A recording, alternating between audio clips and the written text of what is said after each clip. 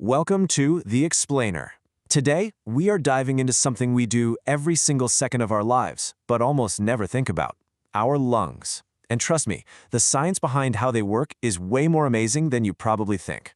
Just think about that number for a second.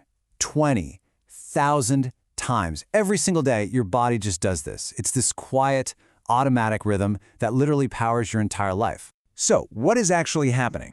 I mean, it's not just about filling up a couple of bags in your chest and emptying them out again, right? Nope. It's about delivering fuel to every last cell in your body.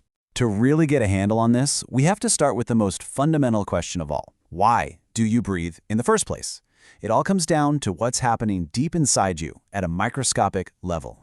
You know, you can think of your body as being made of trillions of tiny individual power plants, and every single one of those little power plants, your cells, needs fuel to run. That fuel is oxygen. So breathing, it's basically the ultimate delivery service, dropping off oxygen right at the front door of every cell so they can create the energy that keeps you going. And this is the recipe for life, right here. It's a surprisingly simple equation. You take the glucose you get from your food, you add the oxygen you get from the air, and boom, your cells create energy. And the leftovers? A little bit of water and carbon dioxide. So you can think of it this way. Breathing in is the delivery, and breathing out is taking out the trash. So let's follow a single breath on its incredible journey. It starts in your nose, where the air gets filtered and warmed up. Then it travels down your windpipe, which branches out like a tree into smaller and smaller tubes, until finally it reaches millions of these tiny little air sacs called alveoli. And this is the final destination. This is where the magic really happens, where that crucial oxygen makes the leap into your bloodstream. Okay, so that's the why. We know why we need the air. But what about the how? How does your body manage to pull air in and push it out 20,000 times a day without you even having to think about it? Well, it turns out it's an absolutely brilliant piece of physical engineering. It's really just an elegant pump. To breathe in, this big muscle under your lungs, the diaphragm, tightens up and moves down.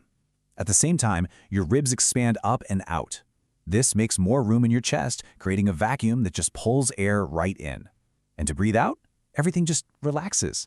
The diaphragm moves up, the ribs settle down, the space gets smaller, and the air is gently pushed out.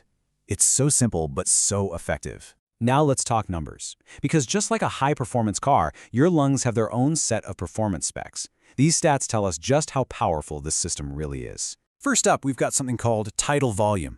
The easiest way to think about this is as your lungs' idle speed. It's the easy, effortless breathing you're doing right this second. It's just the amount of air that kind of flows in and out. No big deal. And on average, that amount is about 500 milliliters.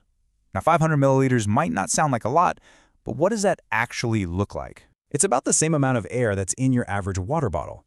So with every single normal breath, you're moving a water bottle's worth of air in and out. Pretty neat, huh? Okay, but what about when you go from idle to full throttle? That's your vital capacity. This is the absolute maximum amount of air you can possibly breathe in and then force all the way out. This is a real measure of your lungs' total power.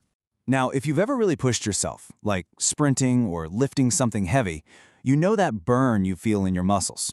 Well, there's a name for that. It's called oxygen debt.